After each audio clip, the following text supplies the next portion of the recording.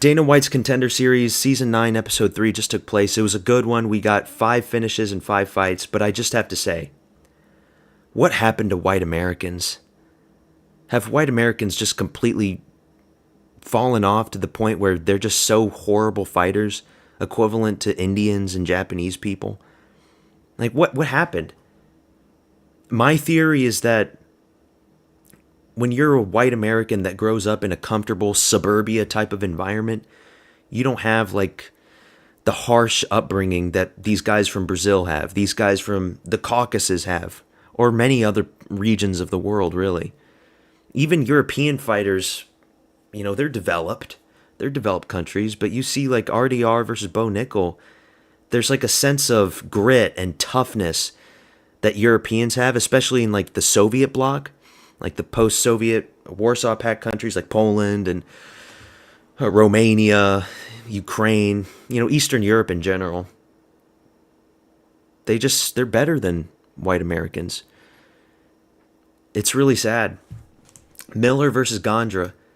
Miller, I think, I'm always going to applaud people for stepping into the octagon and for being brave because, it does take a bit of bravery to step in there. So I will applaud Miller for stepping in. But some constructive criticism for Miller, he's very muscly. Very, very muscly and stocky, which isn't a problem, but I mean, his biceps were huge. I think you could cut to 170 and have more success at welterweight. I think you're just too big for your own good at middleweight, especially being like 5'9", 5'10", up against these bigger guys that have more reach and length than you. You're just going to get picked apart, and that's what we saw happen. And Gondra is an Indian variant Brazilian. The Indian variants of the Brazilians are the worst. We have to acknowledge that. He's like Brenson Ribeiro. He's like that Cerqueira guy at light heavyweight. Like, they're just really weak and chinny. So I figured, well, Miller's got a chance. And I looked him up walking out there with those big guns on him. He's like a model somewhere. He does modeling. He's like, okay, well, maybe he can knock this guy out, even though Gandra's a minus 500 favorite. But no. He tries to throw like a body kick, and he's tripping on his own weight and falling back because he is so top heavy.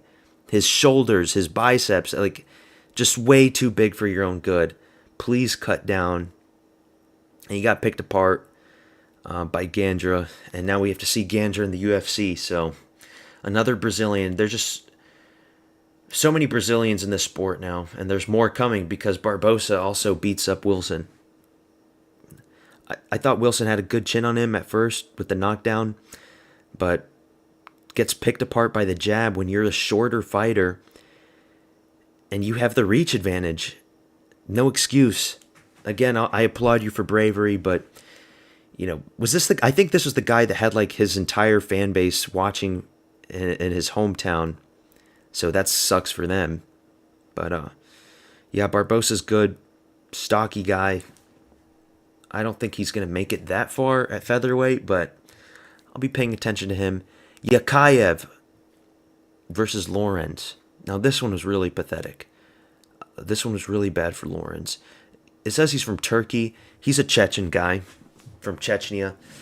But, he moves out a lot, and I guess he's fighting in Germany now because there's a lot of Muslims there. When you've got a minus 1,000 favorite in front of you, you're going to lose if you don't go out there on your shield.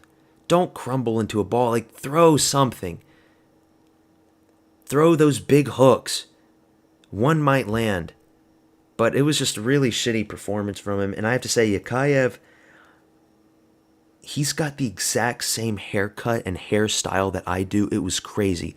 I've never seen, like, you can go back to, like, my first videos where I've got, like, my hair showing.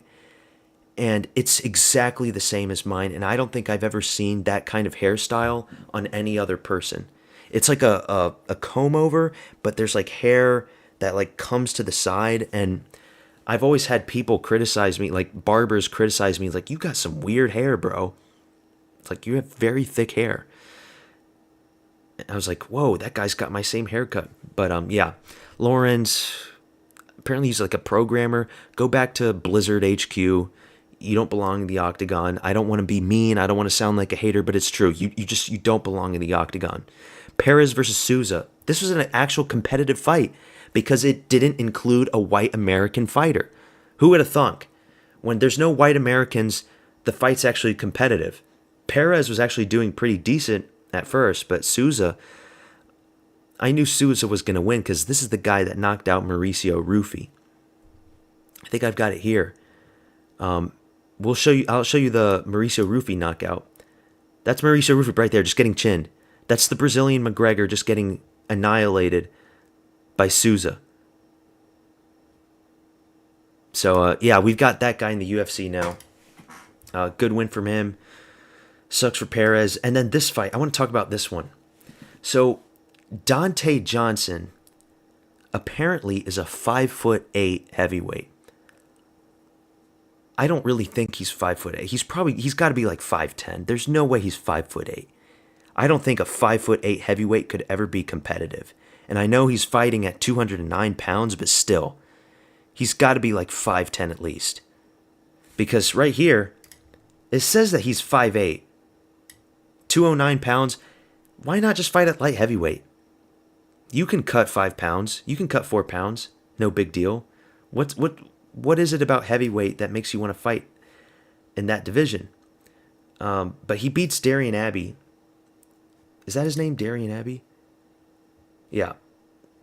Darian Abbey. He beats Darian Abbey, who is, I presume, mixed. He looks mixed. He's got like a ginger beard, again, because he's got the ginger white American genetics. Okay, I'm going too far. But yeah, he starches Darian Abbey very fast in the first round, the first minute. I don't think Dante Johnson's going to last that long at heavyweight. You could move to middleweight, honestly. But if he doesn't want to cut the weight, at least fight at light heavyweight. Because if you're going to be fighting at that height and at that weight class up against some of these big 265-pounders, you're not going to last. Imagine this guy against Derek Lewis. Imagine that. Like, it's just such a dumb move. And I'm seriously concerned for his health and well-being if he does continue to fight at heavyweight. But he got in. We're going to see this guy at heavyweight. Watch out, Tom Aspinall. He's coming. Dante's coming for your ass, Aspinall. So, yeah, really good episode. Looking forward to next week because we've got UFC Paris coming in a week and a half. So, yeah, that's all I got for you. Peace out. Subscribe, you motherfuckers. Subscribe right now.